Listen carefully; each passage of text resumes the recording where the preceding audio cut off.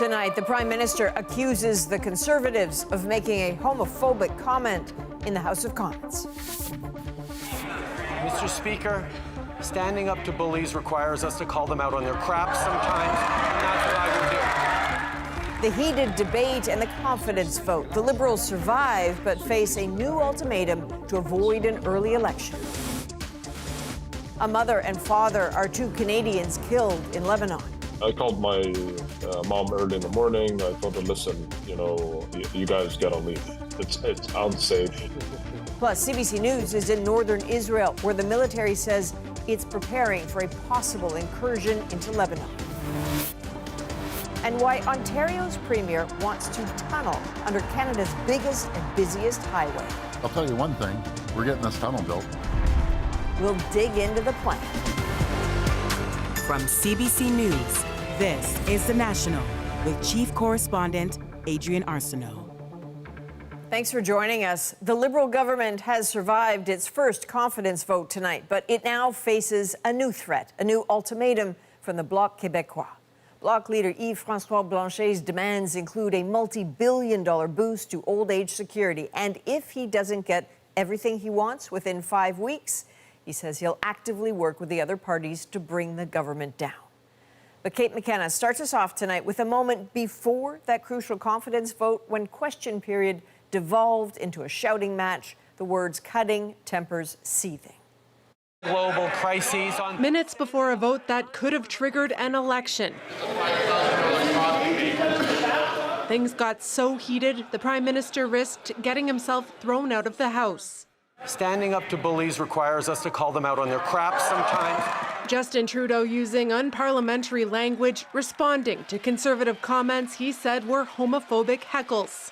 I will happily withdraw my comment if the member who suggested that I was sharing a bathtub with Tom Clark. Conservatives say it was only a dig by their MP Garnet Janis at the cost of the tub in the new condo for Canada's Consul General in New York. Let us presume the better natures of all members of Parliament. Even after the Speaker regained control, there was no love lost between Conservative leader Pierre Poilievre and Trudeau. I will always stand up for Canada proudly. Only he didn't stand up.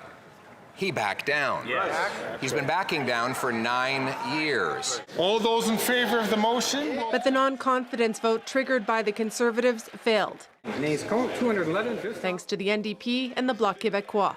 Now the Bloc is making clear what it wants in return for its support.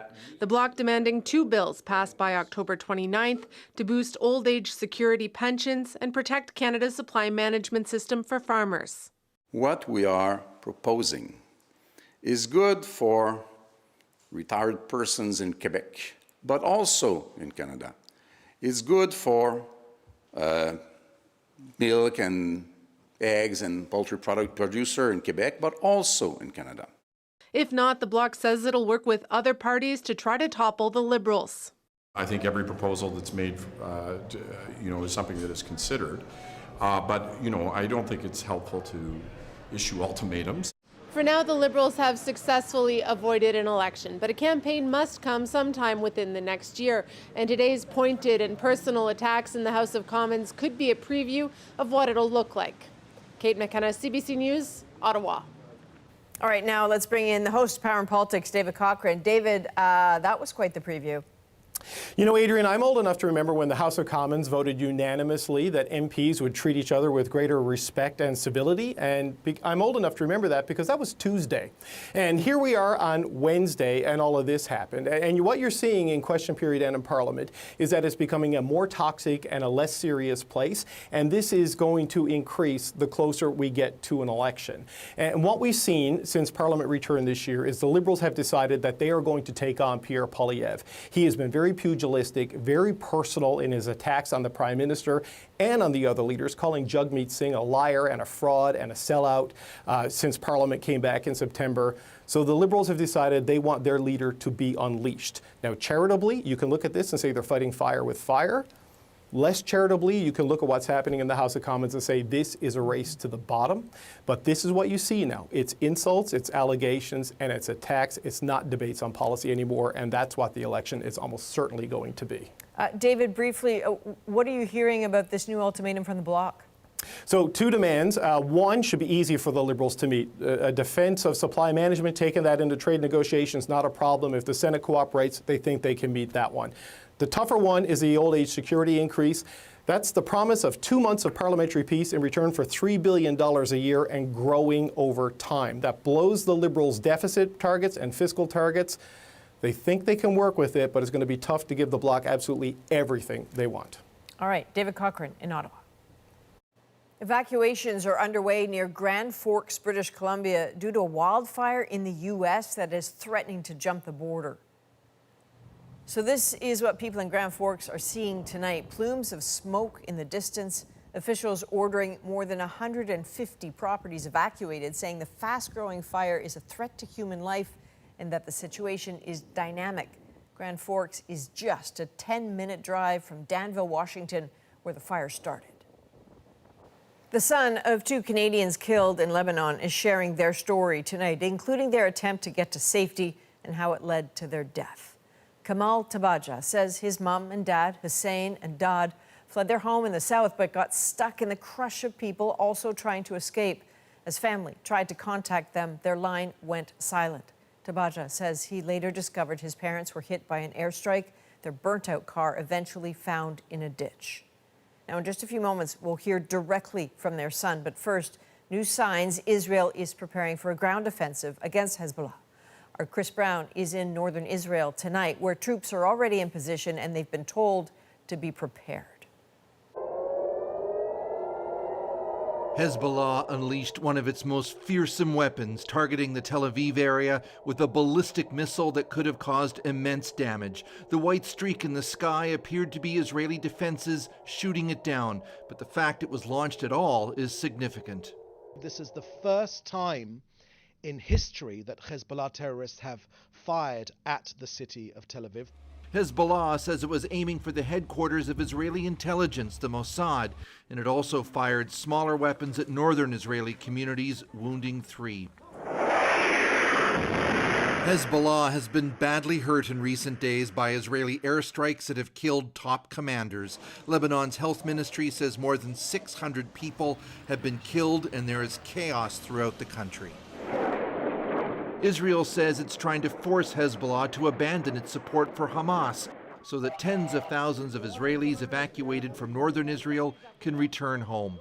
But Lebanon's health minister told CBC News that children and women make up most of the victims. The vast majority, if not all, of the wounded who are being brought to hospitals are civilians. Hospitals are buckling under the strain, and there are now more than 500,000 people who've been driven from their homes. Some have ended up at a school in Saida, Lebanon's 3rd largest city. We slept on the street for 2 days, said Sheen Hamoud, a mother of 2. This former Israeli intelligence officer says Hezbollah is under pressure to demonstrate its resilience despite its losses, which is why leader Hassan Nasrallah turned to one of its most deadly weapons. He sent a signal to Israel when he launched one rocket, just signaling that Israel exaggerated and is still signaling that he is measured. He says the message from Hezbollah may be that there is room for a political deal, which is what multiple reports suggest the U.S., France, and other countries are now urgently trying to broker, which could include Hamas in Gaza as well. Even so, there are indications that yet more escalation may come first. Israel's top military officer told reservists that their possible entry or a ground offensive into Lebanon may be imminent. Events on the ground appear to be accelerating almost by the hour, with each side trying to project strength with just a small window for diplomacy. Adrian. And Chris, the Israeli Prime Minister said again tonight that he is determined to get Israelis from the north back into their homes, saying he would do it with power and would not stop. Well, one of the goals that Israel has talked about is creating a buffer zone along the length of the Litani River, which runs east to west in Lebanon between 6 and 28 kilometers from Israel. In earlier peace efforts, the UN wanted to prevent Hezbollah from going south of that area. And observers say if there is going to be a ceasefire, that's going to have to be a key part of any deal. Adrian. All right, Chris Brown in Haifa for us tonight. Now to the Canadians killed in Lebanon. Tonight, their son is detailing the last conversations he had with his parents, where he urged them to flee as a barrage of Israeli airstrikes had already begun. Ashley Burke has their story. As Israeli forces intensified their bombardment in southern Lebanon, a Canadian couple tried to escape by car, but they didn't make it. Devastating. I think the ones that got the biggest impact are really my kids. Kamal Tabaja says his father Hussein and mother Dad didn't want to leave their home in the south, but with airstrikes already underway, he urged them to escape while they still can. I called my mom early in the morning. I told her, listen, you guys gotta leave. He says as thousands tried to flee towards Beirut on Monday, his parents got stuck in that traffic and they lost contact. There was a bombing that happened exactly around, I think, between 7 and 8 p.m. that day. His brother later helped officials identify their burnt-out vehicle. His mother's watch found inside. I guess it's just a shock. He says his parents moved to Canada in 1996 to rebuild their lives after fleeing the Civil War. They raised their 6 children in Ottawa, but have lived in Lebanon the past 5 years. There are people that sacrificed everything for others. They taught us this way. They always said, we should all appreciate Canada. The Prime Minister offering his condolences. Devastated by the loss of 2 Canadians, but the entire Lebanese people are suffering right now. We need to see both Israel and Hezbollah de-escalate. But Tabaja says the government needs to do more. Would you stop sending support to Israel? I mean, that should be voiced out. For almost a year, the government has urged Canadians to get out of Lebanon. The Foreign Affairs Minister is again reiterating that advice, saying it's time to leave while commercial flights are still available as more airlines suspend service out of Beirut. Ashley Burke, CBC News, Ottawa. In a separate global conflict, an urgent call for peace tonight from Ukraine's president, delivered to the United Nations General Assembly. Paul Hunter shows us Volodymyr Zelensky's impassioned plea and the warning from Moscow. As the brutal relentlessness of the Russian assault on Ukraine continues, this is the aftermath of a guided bomb attack in the eastern city of Kramatorsk. The push from Ukraine's president for the world to step up ever more, to not look away, grows increasingly forceful. President Zelenskyy. At the United Nations General Assembly, Volodymyr Zelenskyy made his plea yet again. I want peace for my people, real peace and just peace. This time, with his assessment of what the coming winter may bring. Recently, I received yet another alarming report from our intelligence. Now Putin does seem to be planning attacks on our nuclear power plants and the infrastructure. A day like that must never come. And the result of such an attack, he said, would hardly be contained to Ukraine.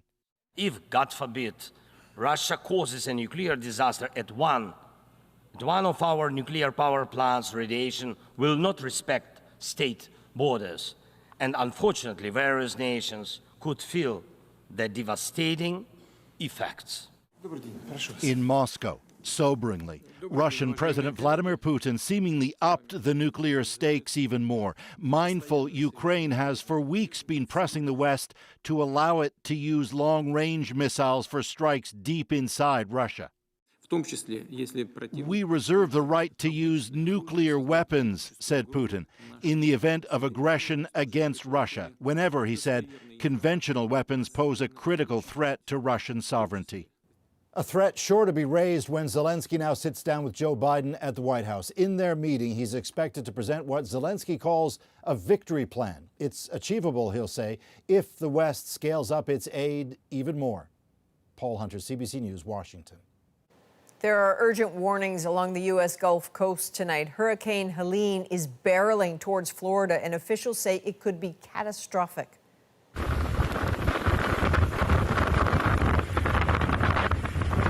So the wind and rain are already lashing parts of Mexico and Cuba. Conditions are expected to become life-threatening as the storm is likely to be the strongest so far this season. The Category 1 hurricane is supposed to rapidly intensify to Category 3 or 4 before making landfall tomorrow. Storm surge there could reach more than 6 meters above ground level. Well, there's new testimony tonight from the woman who alleges she was raped by former Hedley frontman Jacob Hoggard, including explicit details of what she alleges happened in a Northern Ontario motel room in 2016.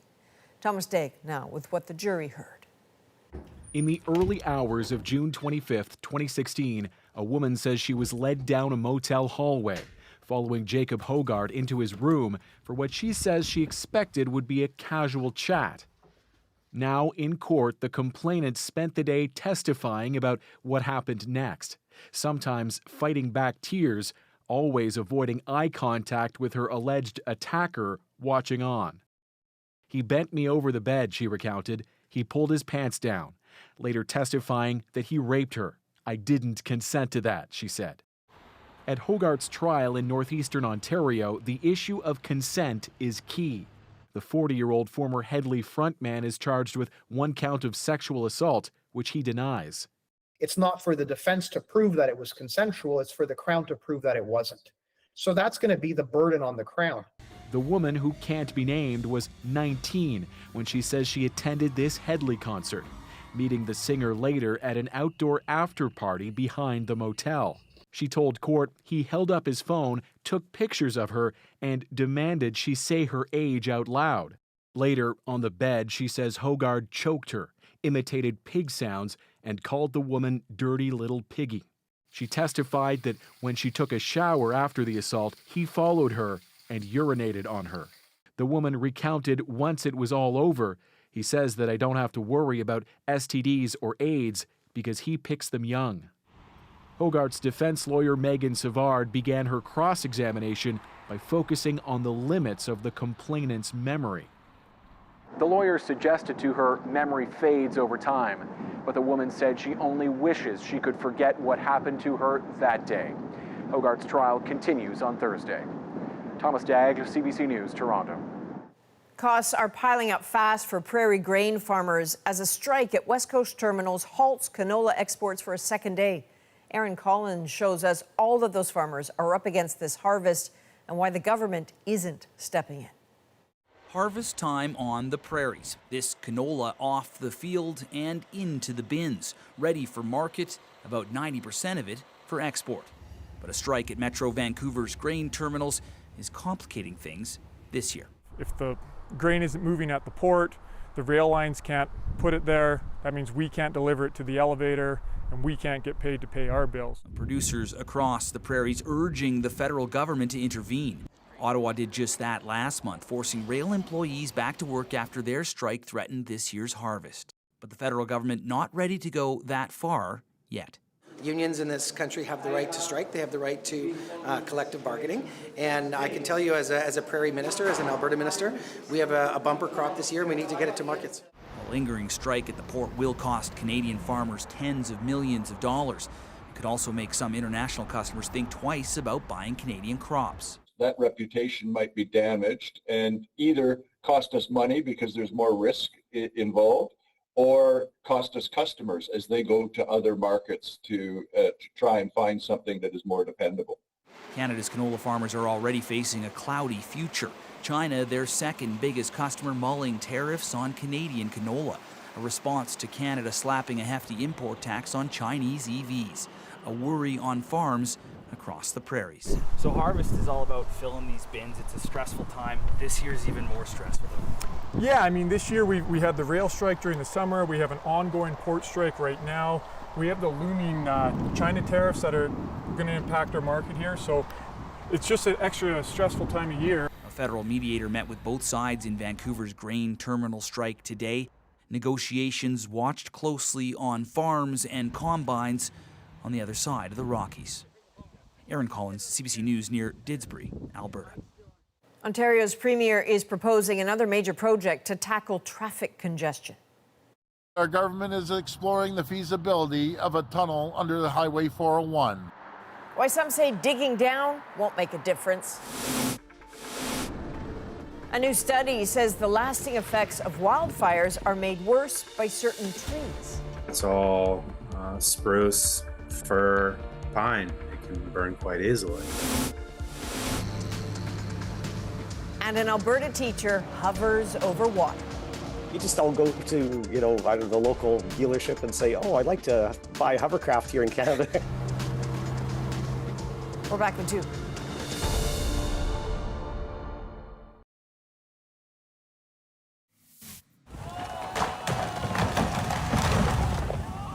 Well, that is another hit for a North Carolina neighborhood. A third house has now crumbled into the ocean in less than a week.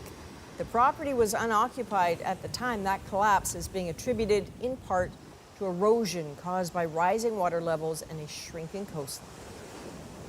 Well, the lasting damage from worsening wildfires is becoming clearer tonight. New research reveals hot temperatures can last long after the flames go out. Anand Ram takes us through the findings and the potential solutions.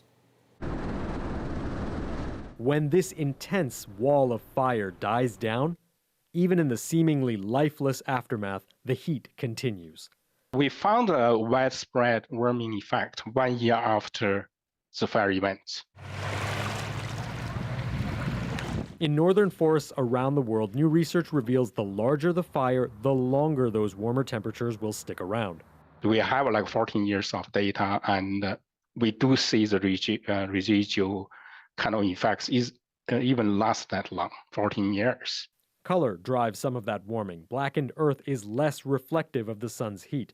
Canada's boreal forest is vulnerable because of the type of trees. Spruce, fir, pine. As a result, it easily ignites and it can burn quite easily. In these parts of the world, when needled trees burned, researchers found the land warming effect lasted. But in these areas, dominated by more leafy trees with more moisture, fires left little to no residual heat. Deciduous trees, when a fire roars along, if it hits a stand of, say, trembling aspen, it'll actually dwindle down and sometimes even go out. It's more evidence in favor of replanting leafy trees in high-risk areas to break up or stall a fire before it gets too large. But experts warn it's no silver bullet, especially in intense drought like Canada saw last year. When things are extreme, fuel is fuel is fuel. It dries out, it will burn. And so it's only a partial solution to me. Still one to consider, as climate modeling predicts Canada will see more of these large fires in the future. Anand Ram, CBC News, Toronto.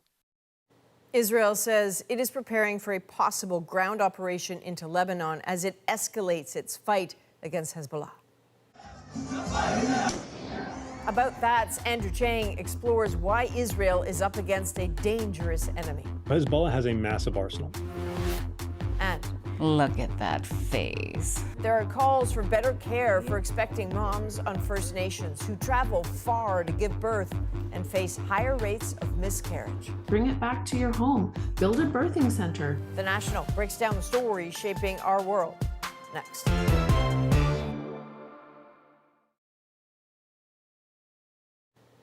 Ontario Premier Doug Ford just proposed a radical solution to Toronto's crippling congestion. He wants to build a traffic tunnel under the busiest stretch of North America's busiest highway. But Jamie Strachan shows us this idea could face some huge roadblocks. Toronto traffic is brutal, especially on the 401. That's why today I'm announcing that our government is exploring the feasibility of a tunnel under the Highway 401. The proposed expressway, tunneled beneath the existing roadway, would span 55 kilometers, toll-free, across the city from east to west, which could make it the longest road tunnel ever built. The province says congestion costs Ontario $11 billion a year in lost productivity. Seeing that the westbound 401 is really a route to avoid at the moment. Wish I would have heard that traffic report a little earlier. Traffic is always bad on the 401, especially during rush hour. So would a giant tunnel under Canada's busiest highway be an answer for this crippling gridlock? Ontario's opposition rejected it immediately. This is not a serious proposal. This is not a serious premier. It is a silly thought. A feasibility study will look at whether this could ever work and if it would actually reduce congestion. all the evidence that we know from other projects around the world is that building bigger highways do not solve the congestion problem. They induce more demand. Then there's the time and the cost. Hard to know for a tunnel this long, but consider Boston's Big Dig project. 25 years to complete, billions over budget for about 10 kilometers of tunnel. They built it underneath an existing 6-lane elevated highway. And that's where so much of the challenges, the headaches, the additional costs came from. Some experts say a greater use of tolls might keep more cars off the road. If people just think they're going to be able to go everywhere for free, you're never going to be able to catch up. Ford's tunnel plan comes with rumors of a possible early election. Let's stay tuned. This announcement, his third campaign-style announcement this week. Jamie Strachan, CBC News, Toronto. Now it's time to dig deeper into the stories shaping our world. A scene playing out all too often on First Nations in this country. I was bleeding, so I went to the hospital, and then that's where they gave me the bad news. One First Nations fight to lower the infant mortality rate. But first, even as it continues its war in Gaza, Israel turns a military eye to its northern border. On the other side, the well-armed Iran-backed Hezbollah.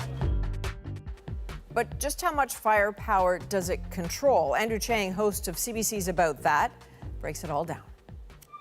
I want you to watch what the leader of Hezbollah told the world after thousands of pagers and walkie-talkies exploded in his people's hands. The reckoning will come. The reckoning will come. Hassan Nasrallah has called Israel's attack an act of war, accusing it of crossing a red line. There is a real risk that the conflict between Israel and Hezbollah gets much worse. Israel claims to have hit more than 300 Hezbollah targets just this morning. Hezbollah says it has fired rockets at northern Israel in retaliation. The last year in Gaza has shown the world what Israel is capable of militarily, but Hezbollah has not yet revealed its maximum fighting strength. So how powerful is Hezbollah? This is a highly capable group. In fact, in my opinion, it's probably the most capable violent non-state actor in the world. The exact size of Hezbollah's military wing is unknown. The U.S. State Department is pretty vague about it, reporting tens of thousands of supporters and members worldwide. One think tank estimates the group has 20,000 active personnel, and maybe twice that if you count reservists. But I've seen estimates go higher, up to 60,000 combined. And Hezbollah's leader said a few years ago that the group had 100,000 fighters, though it is impossible to know whether this is real or an exaggeration.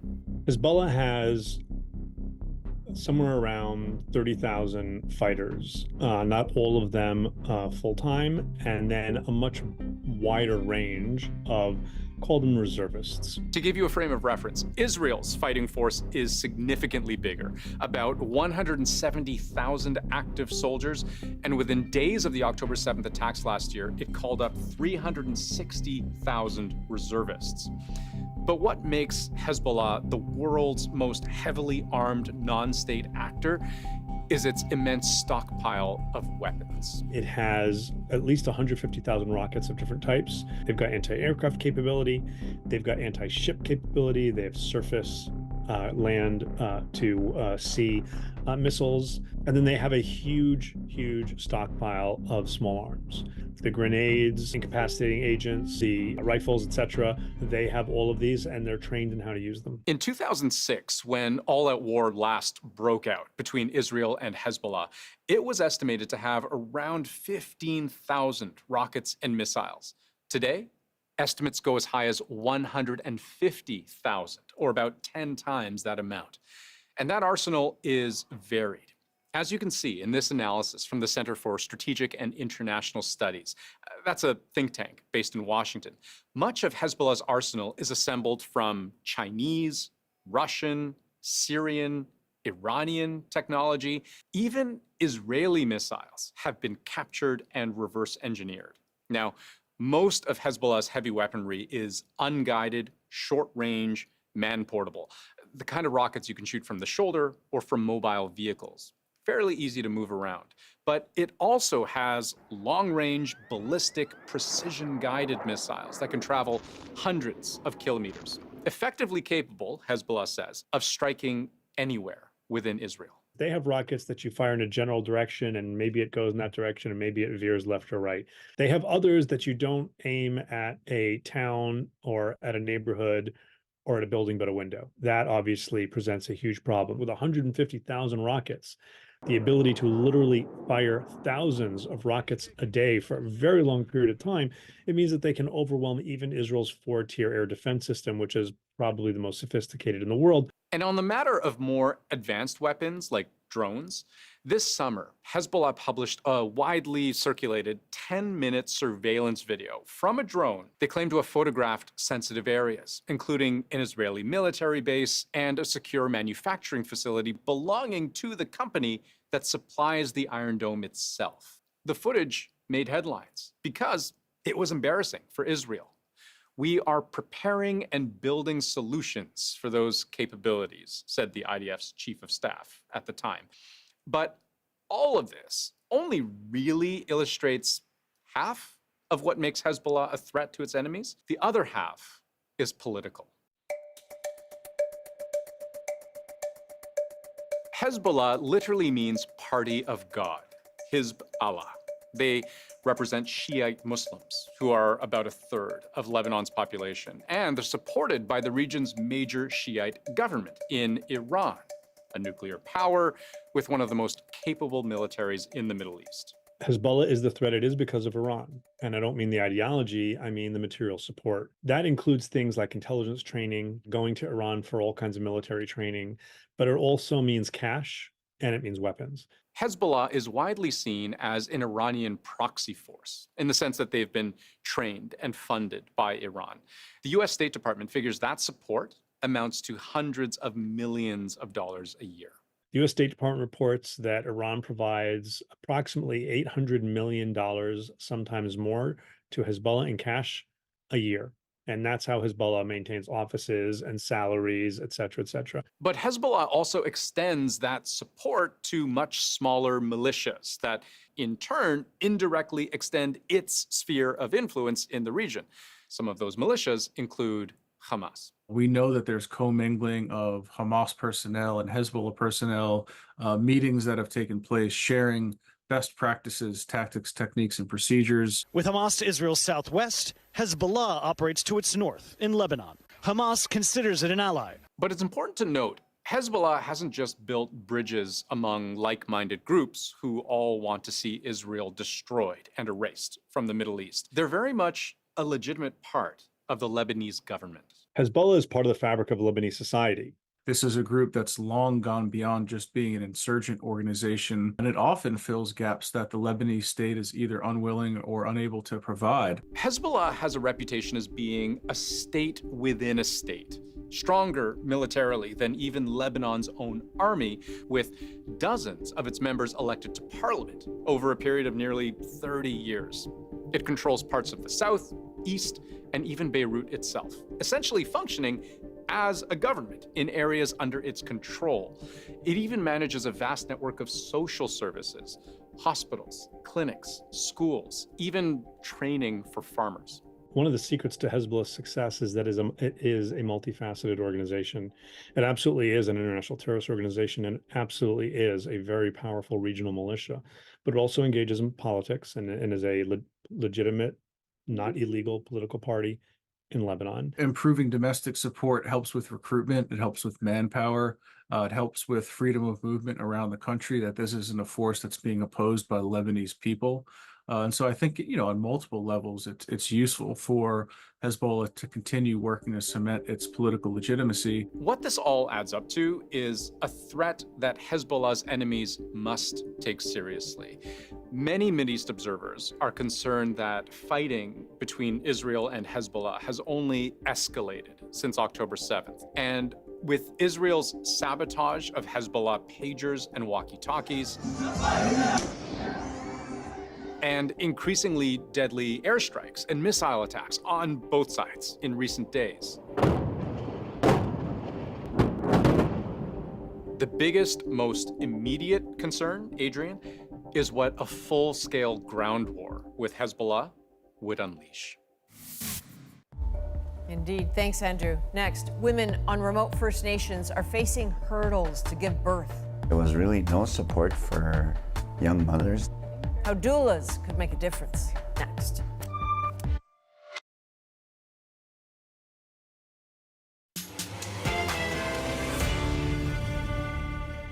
A tragic reality on First Nations here. An infant mortality rate more than double that of non-Indigenous populations. It was very, very hard and traumatizing for me. The stress of leaving home to give birth.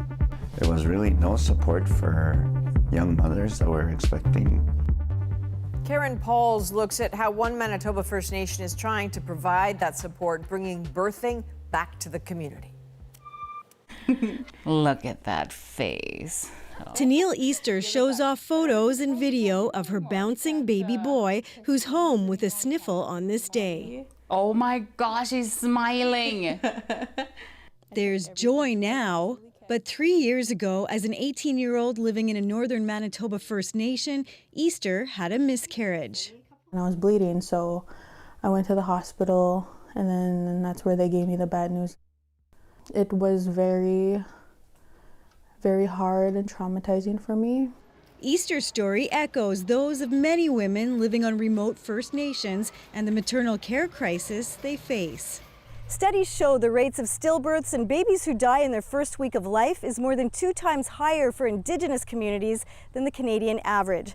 Some of the risk factors include pre-existing medical conditions, young maternal age, and reduced access to prenatal care and good nutrition. And Glenn Ross sees this as head of the Opaskwayak Health Authority.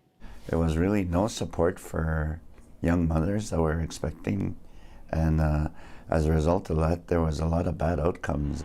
Most women on remote and rural First Nations are forced to travel to big cities to have their babies. Health officials are working to find solutions. They tried to hire midwives, but they couldn't recruit anyone, so they rolled the funding into 3 doula positions. Evelyn Fisher is one of them. When you hear the word doula, they're helpers. They help you, and they help you through one of the most vulnerable times of your life. The doulas help pregnant women with grocery shopping and cooking. They provide mentorship, education, and traditional activities, like creating a birthing bundle that includes a baby ribbon skirt and moss bag. We find the classes are very successful, and people come back because they get that sense of they're welcome, they're safe, and they can share. I think my favorite one is this one. Easter says she was nervous about her second pregnancy and grateful Fisher was there to help her through it. Evelyn really got me out of the house, got me to do walking. And I had fun at those classes. It really made me feel good about myself. Researchers say physician shortages and the closure of hospitals have created a maternity care crisis that could be solved by offering more services on First Nations. Karen Lawford teaches in the midwifery education program at McMaster University. Bring it back to your community. Bring it back to, the nursing station. Bring it back to your home. Build a birthing center. Indigenous Services Canada says 85 First Nations are receiving funding for midwifery initiatives, but ISC acknowledges the need for more training programs tailored to the needs of the communities. Oh my gosh, look at his hair. I tell you, he's like the sweetest baby ever. So more pregnant women can receive culturally appropriate and safe care, and more babies can be born closer to home. So Karen, watching this, I'm imagining some people are wondering, why is it that Indigenous women are still routinely being sent south to have their babies? You know, Adrian, it's a long-standing Health Canada policy known as birth evacuation, and it was really done to try and reduce infant mortality rates because many of these communities don't have hospitals or even fully staffed nursing stations. So women, even if they're low risk, are sent south to deliver their babies 2 to 4 weeks before their due date, and even earlier if it's considered a high-risk pregnancy. So you can imagine that they're away from home, from family, friends, supports at a really vulnerable time. And what's happening with the trouble in recruiting midwives? Why is that? Well, I mean, it's hard to find a midwife at the best of times, but if you live in a rural or remote or isolated community, it's even harder. If you want an Indigenous practitioner, even harder to find those. I saw one stat that found that we need about 9,000 more midwives by 2030 to meet the demand. Now, Adrian, Monday is a National Day for Truth and Reconciliation, and one of the 94 calls to action of the TRC Commission was to recognize the value of Indigenous healing and healthcare practices. Advocates say that traditional Indigenous midwives are a perfect example of that because they can keep babies closer to home in their communities, surrounded by all that tradition. Absolutely. All right, thank you for this. That's Karen Pauls in Winnipeg. Now to another story we're working on. Former Toronto Raptor DeMar DeRozan appeared to have it all, but inside he was hurting.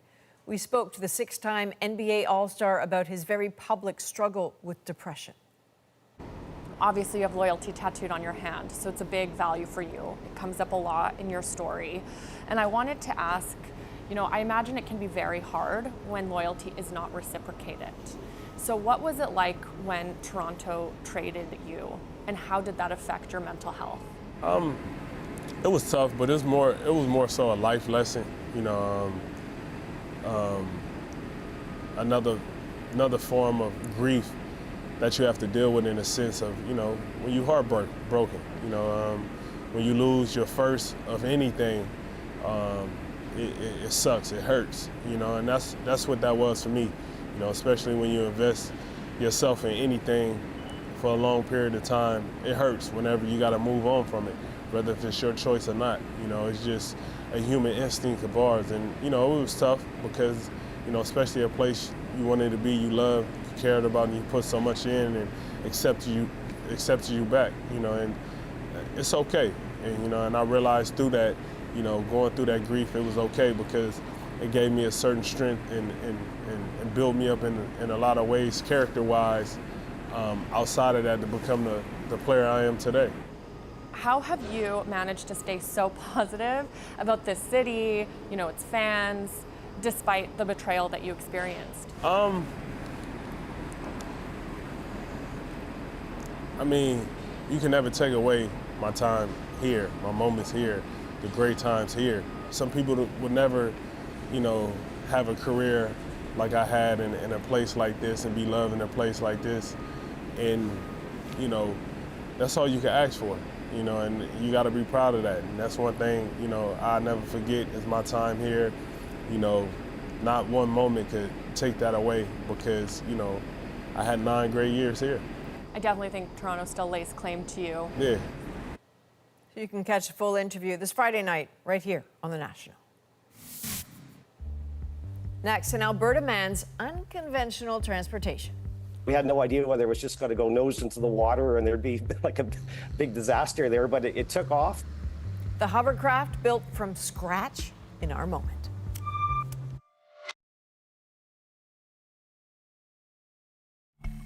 Well, look at that. That would be a hovercraft gliding on water. Not totally unheard of here, but check this out. It was built from scratch by a teacher in Alberta. So it took him nearly 2,000 hours to put it together, and after all that time, he was able to rev the engine and take it for a spin. Tonight, the homemade hovercraft makes our moment. You just all go to the local dealership and say, oh, I'd like to buy a hovercraft here in Canada. I was a farm kid, and then when you live a farm life, you're a tinker, you're a little bit of a, mechanic and electrician and carpenter. There was an old abandoned building in Murnum where there was 2 gentlemen working on a hovercraft prototype. And in that building was a mold for the craft, like the hull part, and then it was bits and pieces from there on. A friend had an old 1985 Toyota Celica. And we got fuel flowing through the filter. It was a really peppy little car, and the body wasn't great. And contact. The 2 coupled together, along with a lot of internet research, like probably hundreds of hours of internet research. My wife actually was with me on the first trial, and we had no idea whether it was just going to go nose into the water and there'd be like a big disaster there, but it took off. Sure enough, it did float, but it's those kind of things that you really don't know until you try. It's surreal. Wow, people are amazingly handy. Not his first hovercraft. Apparently this was his second. And of course, his wife was not only there with the engine, she happened to sew the rubber skirt for the hovercraft. From all of us at The National, thank you for being with us. You can watch anywhere, anytime on the free CBC News app and subscribe to The National's YouTube channel. I'm Adrienne Arsenault. Take care.